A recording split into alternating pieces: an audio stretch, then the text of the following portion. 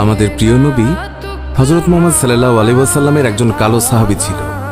সকল সাহাবীদের মধ্যে সেই সবচেয়ে বেশি কালো, কিন্তু নবীজির ভালোবাসায় যারা জীবন দিতে প্রস্তুত সেই সাহাবীও তাদের মধ্যে একজন।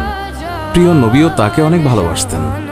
একদিন সেই কালো সাহাবীকে নবীজি বললেন, তুমি সারাক্ষণ আমার সাথেই থাকো, তাই আমি তোমার কাছে কিছু কথা জানতে চাই। তখন সাহাবী নবীজির কাছে মাথা নিচু করে বলল, হুজুর, আমার জান হাজির আপনার জন্য, আপনি শুধু বলুন কি জানতে চান। তখন নবীজি বলল, তোমার বিয়ের সময় হয়েছে, তুমি কি প্রস্তুত? কালো সাহাবী মাথা নেড়ে বলল, হুজুর, আমি এত কালো, আমার কাছে কে মেয়ে দেবে? নবীজি বলল, তুমি বিয়ে করবে কিনা বলো, তোমার জন্য আমি মেয়ে দেখব।